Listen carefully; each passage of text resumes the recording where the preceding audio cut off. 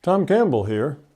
If you find something of significant value in our videos, please consider supporting their production through our Patreon account or through a one-time donation.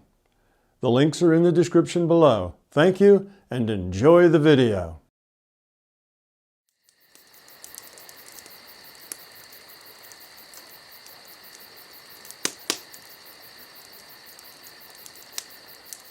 Frank, it's nice to see you here today. I understand you have a question too. Please go ahead. Thanks, Donna. Nice to see you too, and nice to see all of you. Hi, Tom. Hi, Frank. So I've been contemplating something that we discussed a few months ago, where we talked about whether an IUOC has specific fears.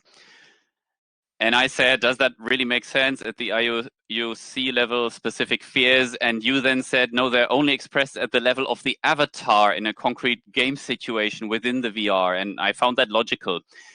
And then later on, maybe to sum it up for everyone who wasn't listening to that at the time, I found the following two quotes from you where you said something similar. So we start with an IUOC that creates a partition, a free will awareness unit, to interact with an avatar, and we bring with that whatever amount of fear and ego and belief. We don't bring the individual and specific fears and ego expressions and beliefs of that entity, but we bring along the proclivity, the potential for the fear, ego, and belief from that OC. Now, what we make of it, how we construe it, how we build it specifically has to do with our experience and interaction here with our new avatar. But we come in with a certain potential proclivity towards these things, to be more fearful or less fearful, or more self-centered or less self-centered.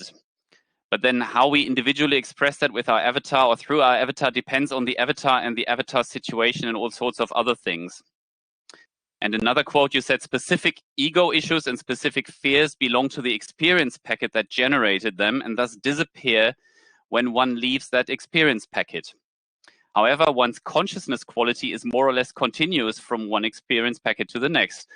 The level of that quality from the last experience packet generally determines how prone you are to developing new specific ego and fear interactions within the next experience packet. So now, if all that belongs, the specific fears and all that rather belongs to the avatar, I wonder how to reconcile this with the idea that we choose a specific avatar for an experience packet in order to work on specific issues or to learn the next lesson. So you sometimes give the example, for example, someone has to work on their anger management and then they choose a specific avatar for that. But then, so you talk sometimes only of proclivities. And so if at the level of the IUOC, it's only about the overall level of entropy, which is the decisive factor, why does an IUOC need to work on specific issues? Wouldn't just any avatar be suitable that provides challenges that are not too easy and not too difficult? So I don't know if that's clear. Okay. What I'm driving at. Yeah, I can speak to that, Frank. For the most part, just any avatar is probably good enough if it's at about the right level of challenge for you. That's generally the case. And it's good that that's the case because there's only so much you can do to match a free will awareness unit and or an IUOC and an avatar. Say, okay, this will be the great avatar for you because free will happens, and whatever the potentials are there, they can turn out to go any which way. So trying to make a choice that this is the perfect avatar for you is not a very precise science. There's a lot of guessing going on there by the system. Something that looks like it's about at the right level of experience, right level of challenge. But you can pick situations. You can say, well, here, depending on the discussion you have at the time of picking this avatar, and sometimes the life review is part of that discussion. So let's say, yes, it's an anger management problem. You tended to get angry about things. Well, you want to work on that. And maybe the last 4 or 5 or 6 of your incarnations, your anger's gotten you into trouble. and it's just been a continuing problem with you. Well, you might want to pick a next incarnation where you're unlikely to have that problem. Now, it depends on what your anger, how that anger is triggered. But if you could pick a situation where you wouldn't be triggered so you could have a successful incarnation without an anger problem, that might help build some confidence so you could do even better the next time. So that would be trying to pick a very benign situation that didn't have a lot of the issues in it that trigger your anger. But would you then say that this anger issue is at the level of the IUOC? Or because, I mean, in general, you have the overall concept of entropy, and to me, this sounds very like one-dimensional. There's this one scale from high entropy to low entropy, from fear to love. So to me, that doesn't leave any room like how, an anger issue is encoded in the data structure of the IUOC. You see what I'm getting at? So, yeah, no. So is it actually multidimensional in the end, or is it rather one-dimensional?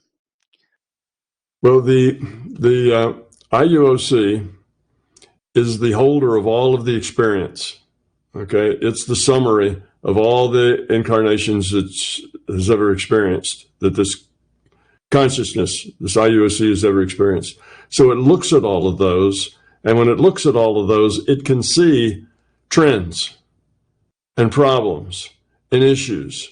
So that's how it comes up with that information. So it's got, I don't know, say it has, 1,000 incarnations, and it may do its own weighting. It may say, well, the last 10 are probably more important to consider, than from 90 to 100. Those were a long time back. There's been a lot of water under the bridge since then. So we can weight the whole thing, but we see there's a trend here.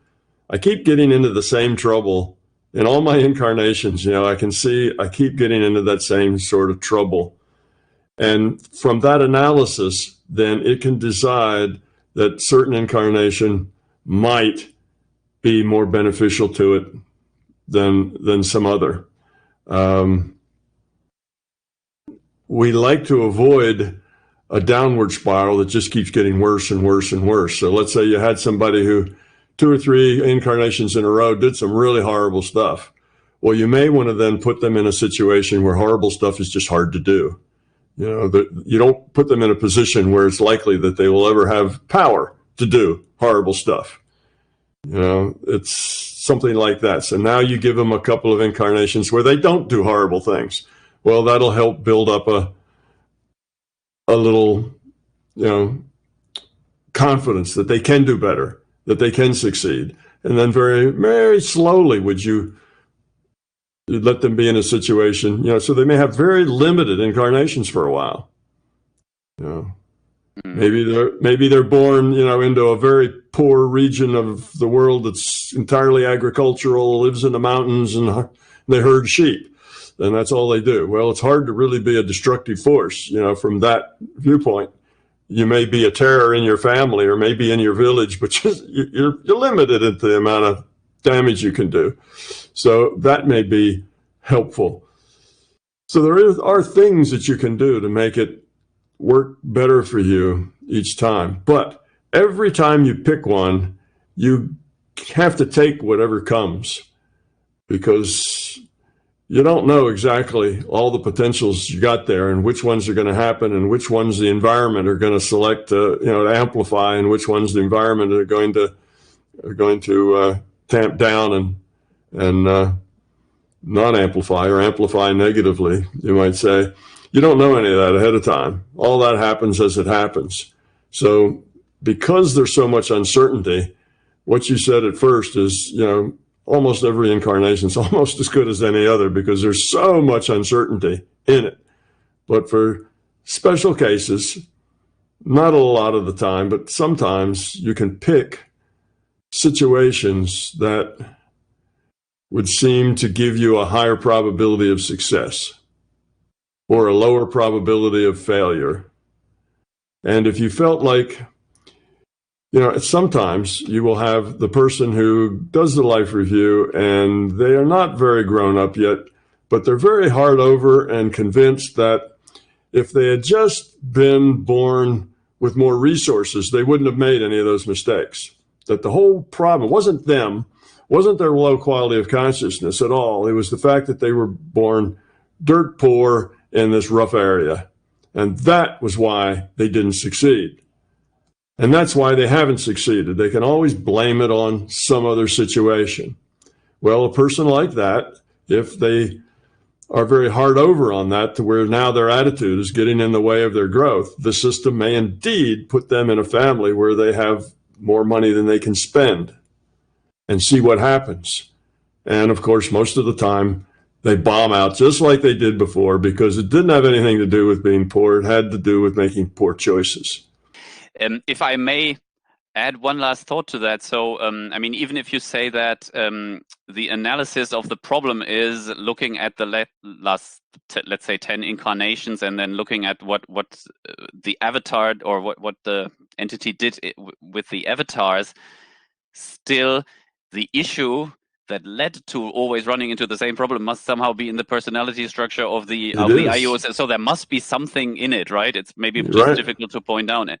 And I was thinking of this also in the context of, for example, artistic skills, you know, that manifest in some children suddenly come up with musical talents or other artistic talents, although there's nothing running in their family maybe. And so that also points that there is maybe some development of a personality trait at the level of the IUOC. So I was wondering whether, you know, a kind of more multidimensional growth model might be something that you have considered as well. You know, I would always argue that from an evolutionary point of view, consciousness evolution, fear and love, cooperation and caring versus conflict is always the most important thing. Yeah, that's, I mean, all the art in the world doesn't have help you if you have war and conflict. But from an evolutionary point of view, it would also be interesting to explore things like art, for example, because that's what makes that's what helps us evolve into new things and create new things. So yeah, that's why I was coming up with this question again also. I think as you lower your entropy, you tend to be more introspective, you tend to be more sensitive, you tend to think more about your place within, you know, your culture. In other words, if your entropy is lower, your consciousness quality is higher, you tend to have bigger pictures. You tend to be more sensitive. You tend to see and relate to more things. Whereas if you have a really low quality of consciousness, it's just all about you, period. You don't really see yourself in context with other people or in context with a culture or anything else. Well, if it's just about you and that's it, you're not going to be much of an artist unless you make really ugly art. You know, you're not going to be much of an artist. There's not going to be much that people are going to look at it and really resonate with it, unless it's just negativity. You know, I mean, you could have art that was all just ugly things, you know, ugly pictures and so on, because ugliness is your theme. But I wouldn't, well, maybe that technically is art, but you know, it's not what I think of as art. So people who are interested in art are interested in expressing inner feelings. They have to be aware that they have these inner feelings. They have to be aware of the context of these feelings within their larger culture, because art is meant to be shared. It's not just something you do and look at and then tear up and throw away. It's something that you do that is meaningful to people. Whether the meaning they get from it is the same as yours or not is irrelevant, but somehow the images have meaning. And same with the music. You know, the music has to resonate with people. Otherwise, you're not really a musician. You're just a crank. You know, if you're the only one that likes your music, then that doesn't really make you a musician or an artist or something. You know, so that already is somebody who's a little more developed. So I think there's, you know, certain kinds of vocations and certain kinds of things require a little higher quality of consciousness to begin with, just to have the concepts, to have the idea, to see the bigger picture. So there's a connection there. And if you come in with a bigger picture, because the last couple of incarnations you gained bigger and bigger pictures, then you're going to come in with proclivities toward doing big picture kinds of things. You know, you would be doing things that had a perspective that was bigger than just yourself. So we have trends like, you have trends like that. So you can look at somebody and let's say, okay, the last 3 or 4 incarnations, they were artists. Well, that's just one way of expressing bigger picture. They might also be, philosophers or, something else. So it gets us back to the idea that you come in with proclivities, and those proclivities may tend you towards certain kinds of occupations or things to do. If you come in and you're really interested in helping people, because that was something that you did maybe previously and you really got a lot of growth out of it, well, you may come in and really want to be a doctor or a nurse or a civil engineer or, something else that's in the profession of doing things that helps a lot of people.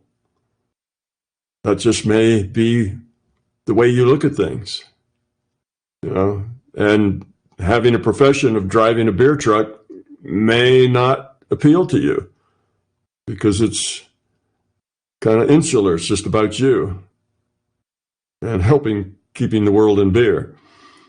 You may not see that the same way.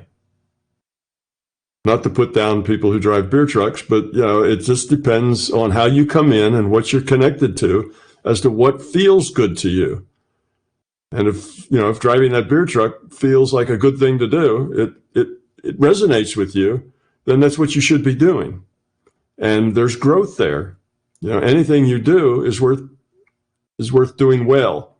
So no matter what you do, whether you dig holes in the ground, with shovel or whatever, doing it well and doing it proficiently and doing it efficiently, that's how you grow up, is by doing whatever it is you do and excelling at it, doing it well, doing it in ways that it's helpful and useful.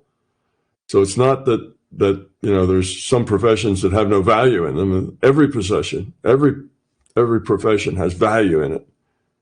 Even digging holes in the ground, there's a lot of value in doing that work that needs to be done. Somebody has to do that work. And if you do it and take pride in it and learn from it, then you can grow up a lot as a ditch digger. It's like the guy who was the longshoreman, and he unloaded freight off from and to ships. And that's all he did. But he also was an intellectual, and he wrote books and was a bit of a philosopher. So we have people like that doing all sorts of things just because that's where they landed. But proclivities you come in with a lot, and the quality of your consciousness tends to choose some sorts of things and not choose others. Yeah, thank you. That was really interesting and helpful. Thank you. Thank you, Frank. All right, Tom, we'll go on to another question from the MBT forum.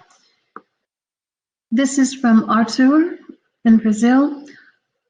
What if there's 3 questions: astrology, capitalism, and the LCS being finite? The first one, what is the MBT view of astrology? Would Tom comment on it, especially because it seems to encompass past lives and soul development? So what is your MBT viewpoint on astrology? Astrology seems to be a mixture of a lot of things. A lot of what astrologers do, good astrologers do, is because of the astrologer themselves. Consciousness is the active ingredient in astrology, like anything else. To kind of demonstrate that point, astrology has to do with a person's birthplace, birth time, and the configuration of planets and moons and all sorts of other heavenly bodies. Okay. Astrology is a calculation of where these things are relative to where they were when you were born. And who can make the best and most accurate calculations? The computer.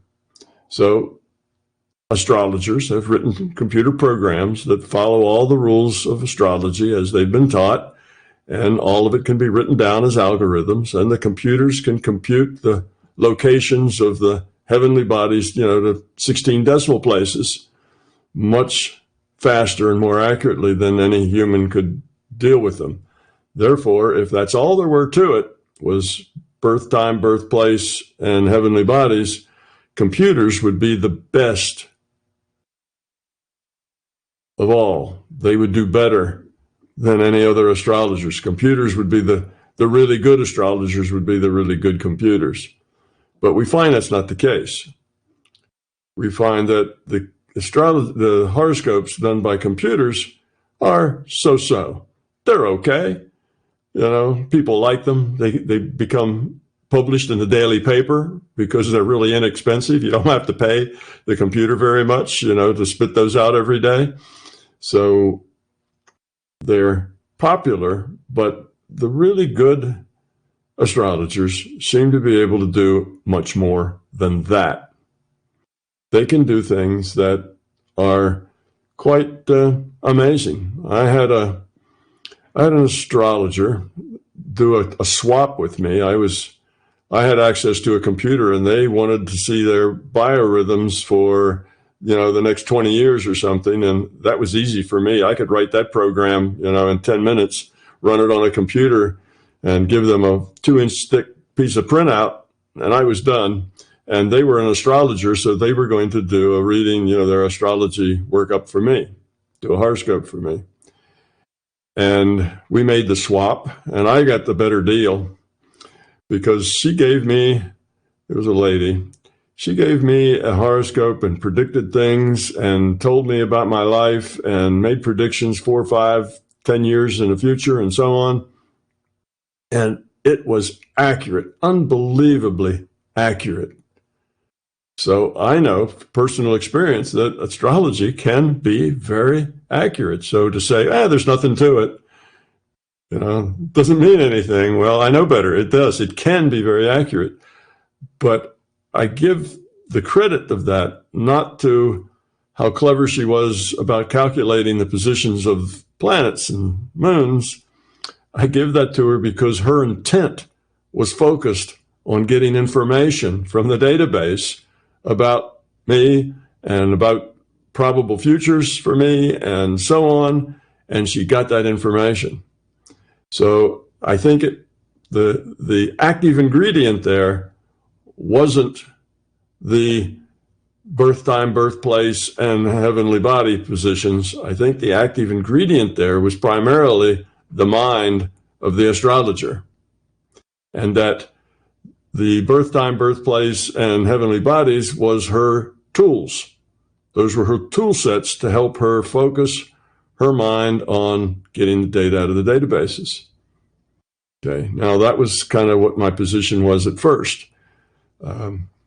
because a really good astrologer is actually a pretty good psychic, and the two go together. People in olden times used to foretell the future by throwing chicken bones. They'd take the chicken bones and they'd throw the chicken bones out on the ground, and how they laid and the positions they were next to each other and so on would then tell the future if you had skills, or with tea leaves if you had skills. Well, the magic isn't in the chicken bones. The magic is in the mind, right? It's the consciousness that's collecting that information, and the chicken bones are just a tool. It's the tool that lets you get that information. And it can be a tool, at least with chicken bones, since those have a lot of uncertainty in how they'll land. It's a tool that the system can use to give you information. If the system wants to give you some information, then it can make those chicken bones fall any way it wants to, according to the rules of how to read them, to provide you with some information. Because once you throw them into the air, how they land is so uncertain that the system can modify them to be however it wants to give you a message it wants.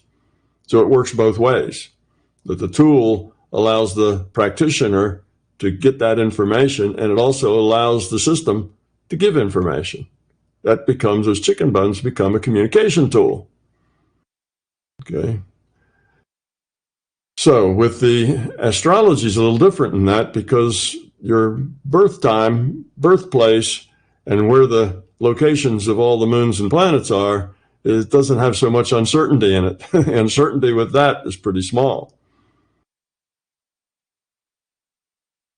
So it would rely more on the path of it being a tool to allow the astrologer to interpret what all this means, and the interpretations would have to be complex enough that the tool would work. Now, there's another thing about astrology, other than it seems to work reasonably well for lots of people, is that the system itself, when it's making new IUOCs, okay, more people are born. So there's more people today than there were yesterday. That means we have some new free will awareness units have to be logged on. So as the system creates these, it creates something that's about an average IUOC, because it doesn't want to put IUOCs in at the very bottom of the evolutionary chain. That would drag everybody down, nor does it want to put them in at the top. That's cheating. That would help pull things up, but people have to make their own decisions in their own way and get their own consequences. So you just want to put them in somewhere in the middle where they kind of blend in. But you don't want them all to be the same. So if you just took one kind of average IUOC and did, copy and then paste, 2,000 of them, and then put all those 2,000 in, and they all were identical, that would not be good. You'd have 2,000, very, very similar IUOCs. So the system must have some way of randomizing them so that over various sets of qualities that they might have, because they don't have any past experience to give them those qualities.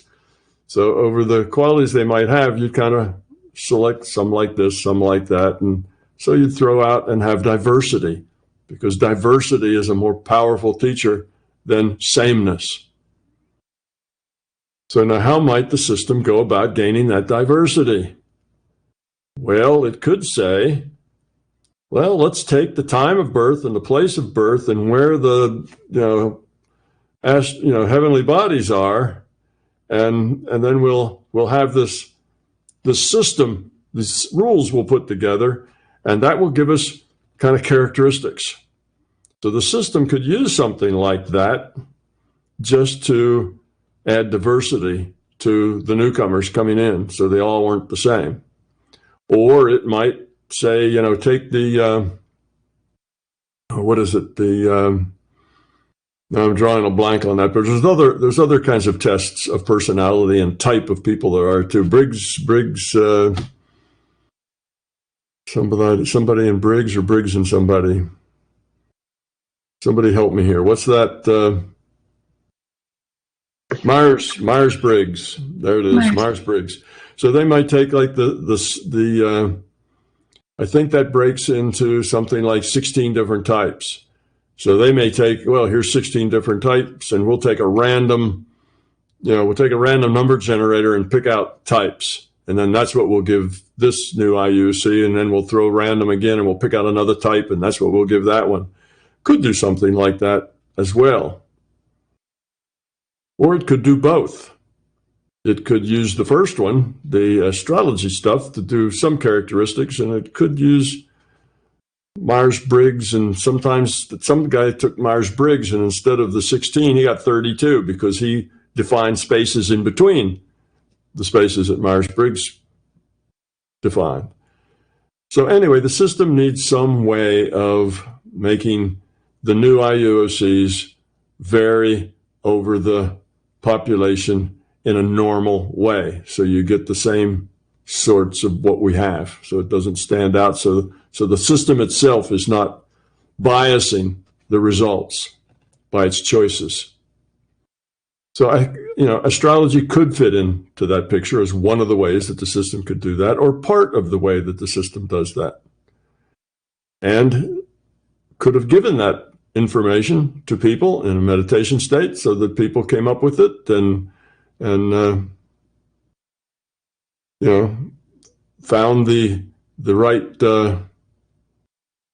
star clusters, gave them names. Who knows how that came about? Who developed that? You know, where it came from. Could have come in a dream, could have come intuition, or it could have just been stumbled on by accident, but that's probably less likely. It's a pretty bizarre system to stumble on by accident, but who knows? It doesn't matter. However that came to be, then the system can always use that tool just as they can. So that's what MBT's version or attitude about astrology is. There does seem to be something to astrologers' ability to say some rather meaningful things. I've experienced that myself. So you can't just throw it all out as nonsense. You also probably can't say, well, it's because of the heavenly bodies, they change the gravitational field, and because of those little changes in gravitational fields, you know, you get different sorts of people. That doesn't sound too likely. Those changes in gravitational field, whether the moon or something or other is here or a little bit there, it'd be a tiny, tiny little changes that would seem not something that you'd want to build a system with. So I don't see any rational cause for it, but I see that it may have a cause rooted in the way consciousness adds people to adds IUOCs, you know, to the VR. And because astrologists, like any psychic, can get information out of the databases, can get into the future probable and the past databases and collect all sorts of things, and telepathically from the experience of the person. All of that data is available to somebody who knows how to get it. And I think good astrologers are just good at gathering that data, and they put it in terms of their tools. So that's kind of what I think about it. But then I also will tell you that that's not my final word on it. I really don't know how it works. I really don't know how those astrologers come up with that amazing stuff. And not all of them do. There's good astrologers and there's mediocre astrologers and there's really poor astrologers, just like there are in psychics. You know, but the ones who are talented will amaze you with the things that they can do. So exactly how they do that and exactly why it works, it has something to do with consciousness, obviously, and collecting data. So I think that's the connection. It's the astrologer makes the difference, not necessarily the tool they use, which is the heavenly bodies and birth time and whatever. That's very interesting. Frank has a quick follow-up question. Yes, thank you, Donna. Sorry for coming back in again, but now, Tom, since you just said maybe the system creates IUOCs with specific personality types, so now I wondered, how does that fit in with what you said in response to my question with specific fears, you know, where I thought, okay, it was more about the overall level of entropy. Mm-hmm. And one more comment, then I also thought that I had thought previously about that, because now I remember you said that earlier, then if somebody believes they have a certain personality because they were born in a specific month, don't they then also have to believe that it's their first experience packet ever because they had just been created? But that's just a little side. A little side thought. But the other one is my more urgent question. Yeah, no, that's not the. No, they wouldn't come to that sort of a conclusion. The system just wants to put somebody in at the middle rather than putting them in someplace else. So it wants to put in a new IUOC that is average, similar to what's already there, but it doesn't want to put them all in to be the same. So yes, if it modifies some of their characteristics of their personality, it basically does that to make up for a lack of history. Had they been around 1,000 times, they would have developed their own history, their own background, their own proclivities, you might say. And now that they're starting, they need to have some proclivities and some things that they come in with just to make them normal. If they just came in with a blank, they would probably not, they'd probably stand out. They wouldn't necessarily be like everybody else. And we want them to be like everybody else pretty much. So yes, they may come in with proclivities that lend to being this way or that way, more in charge, less in charge, different kinds of personality types, helpers or non-helpers. Things like extrovert, introvert, could be some of the things that could vary. And it wouldn't necessarily vary them all to be equal numbers of all things, because if you look in the population, you may find that there's, I don't know, Myers-Briggs looked at the population and they said that of this particular type, 20% of the population is this type and 75% is that type and so many percent is this type. So they don't all have the same numbers. Sometimes you need a smaller number of a specific kind of personality, and too many of those are a problem, but not enough of them is a problem. So the system may have figured that out, just trial and error with all of the people that we've had and things that have been going on. They kind of know what mix is a good mix to be productive as an entropy reduction trainer. So they want to put new IUOCs in that fit in, that are part of that good mix. And yes, indeed. So a new person coming in might have certain proclivities toward things that just randomly came out of a random draw. But it's kind of nice. There's some poetical justice in the fact that some of your characteristics would be tied to the system itself, to the virtual reality. And that is place of birth, time of birth. You see, that, and the fact that these things that are moving through the sky are always moving. They're always in a different place. And they always are seen different ways and not seen different ways according to the place and the time. So that just may be a convenient way of tying it to the virtual reality itself, rather than just making up random numbers and popping them in according to those random numbers. So I can see a little, that would kind of be a neat way to do it, is to tie your randomness to the actual system itself. And it would give people a way to do some prognostication, give them a tool that they could use. So yes, people would come in with certain advantages and disadvantages, perhaps, certain niches that they fit into and didn't, because the system wants them to look just like everybody else. So that randomization tends to make them normal and fit in. And after that, it is what it is. You make the choices that you make and you change things. But coming in with a blank slate probably would make you stand out. But I wouldn't not say that if if the astrology works, it must be your first time or something. I don't think that is that transparent. I don't think anybody could make that kind of a connection. And if they could, then the system wouldn't use it. The system's only going to do it if it's totally lost in the variation that's normally there. Thank you. I'll think about the whole thing a bit more. And yeah, thank you. All right, Tom. I'll go on to another part of Arthur's question, a small part. Now, if we don't get to all of these questions, we do an addendum for the Fireside Chat, especially for the MBT Forum users.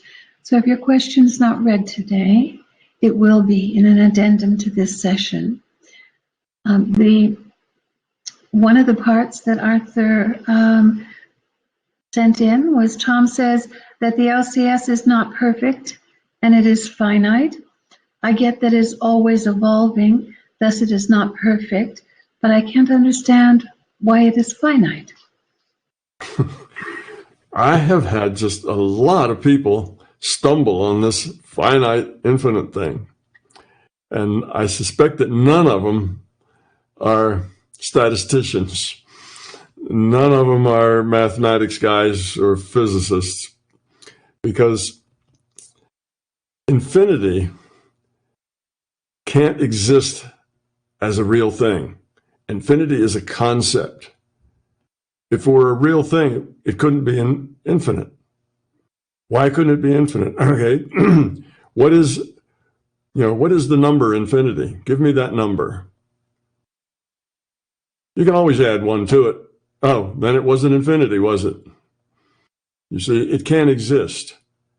Any number, any infinity is a quantity. It's a size. It's a number of things, right?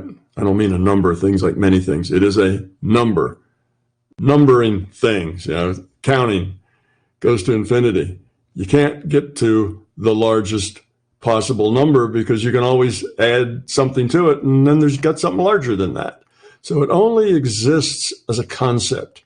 It doesn't exist as a real thing. You cannot have infinite anything unless it's conceptual. Now, conceptually, you can let a variable go to infinity, and you see that within that limit, this expression, converges to something real. All right, you can do that sort of thing. That's what we do with calculus. Okay? That's how we work calculus. So you can use it something can approach infinity, but it can't ever get there because infinity is just an idea. So now we're talking about the larger consciousness system. If you say it's an infinite system, it's just an idea. You're not talking about a real system that actually does anything. You're talking about just a conceptual system, an idea. But the conscious system is a real system. Consciousness is a real thing, not just an idea of a real thing. So because it's a real thing, it cannot be infinite. Now, the problem is that if you were a mathematician or a physicist or a statistician, that would all make perfect sense. But in the common tongue, in the local speech, infinite doesn't mean infinite. It means big, really, really big. That's what infinite means.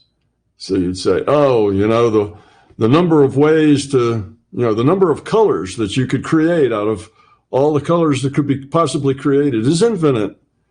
Well, it isn't. But you mean it's really, really big. It's so big that you couldn't deal with the number of grains of sand that are on all the beaches in the world. It's infinite. It isn't really. There's a finite number of grains of sand. The number of cubic, millimeters of dirt on the planet. Well, if you had to dig each one up and sample it and put it in a test tube, it would seem like it was infinite, but it's not. There's just a lot of them. I sometimes use the analogy, if you're floating in a little inner tube and you're in the middle of the Atlantic Ocean, the ocean seems infinite to you. You see the same thing in every direction, and you've seen that same thing in every direction for the last month. Surely it's infinite. It's not. It's just really, really big. So if you use the colloquial sense of infinite as really, really big, well, then the system's infinite. But it isn't really infinite because that's not what the word infinite means. Infinite has a very precise definition, whereas really, really big is not a precise definition. Infinite is the largest number that could possibly exist. Okay? That is no number, because if you ever came up with a number, I'd square it or raise it to the power of 100, and then you'd have a number that was a lot bigger than that, or add 1 to it. So there is no number that's the biggest number that could possibly exist. It's just an idea. So that's why the system is not infinite, because it's a real system. Nothing real is infinite. No real system can depend on an infinite number of bits. So it's got to have some limited number of bits. It can't have an infinite amount of energy, an infinite amount of time, an infinite amount of anything. It's just a conceptual thing, not a real thing. Okay? Infinity doesn't actually exist, can't be experienced. It can only be thought about. Well, the consciousness system does exist. It's a real system. So it has to have finite number of bits. And it's not going to necessarily go on for an infinite amount of time. It's just evolution. Evolution doesn't have an ending, but it doesn't mean it will exist for infinity, because infinity isn't defined. It doesn't exist. So evolution just keeps on evolving. As long as there's new states to move into, evolution keeps on chugging along. There is no endpoint until you run out of possible states to evolve into. Nothing can change. You've been through every possibility that the system can produce. Then evolution would come to a halt. But with all the free wills that we have in engaging with each other, coming to every possibility is an enormous number. But that's not infinite. But yet our system continues to change. We continue to grow. Everybody's decision space gets bigger and bigger. And if you have a whole bunch of people with really small decision spaces, then there's smaller number of states that can support. As the decision space gets bigger and bigger, the possibilities grow and get bigger and bigger too. You see? So we just don't use the word infinite to describe a real thing. That's the point. Really, really, really big, yes. Infinite, impossible. There is no infinite anything. All right. Thank you, Tom. This has been a very interesting session. Thank you all for being here. And we will see you next time. Well, time to quit already. It is. I'm surprised the time went by very quickly. Had a lot of really good, fast, didn't it? had a lot of really good questions. Yeah. Thanks, Oliver. Oliver's hiding out in the background somewhere. Yeah, I'm still Okay. Yeah. Thanks, Yes. Oliver. Thanks, Oliver. And everybody out there that hears this, don't forget you can go to Oliver's site and you can make a little donation to help Oliver pay for this, because he has to pay for it out of his pocket. So every once in a while, if you get to these Fireside Chats and you think, gee, that was interesting, well, go to Oliver's site, which is matrixvision.de. Go to his site and contribute a little bit to the funding of Fireside Chats, because this computer time and the software we're using and so on are all cost money, and Oliver pays for the whole thing out of his pocket. So let's help him out a little bit. Let's help Oliver. He does a lot of work, and it's late at night there in Germany. So Well, yes, then we better wind this up so Oliver can get to bed, huh? yeah, we will. Good night, Oliver.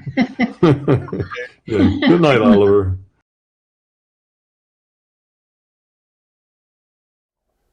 Tom Campbell here. I and MBT Events hope you liked this video. We now have well over 1,000 hours of free video on this user-friendly, ad-free YouTube channel. Though these videos are free to our viewers, they represent many thousands of hours in production and editing, and many thousands of dollars invested in video and audio equipment, along with the required computers and software to store and process the raw video into finished products.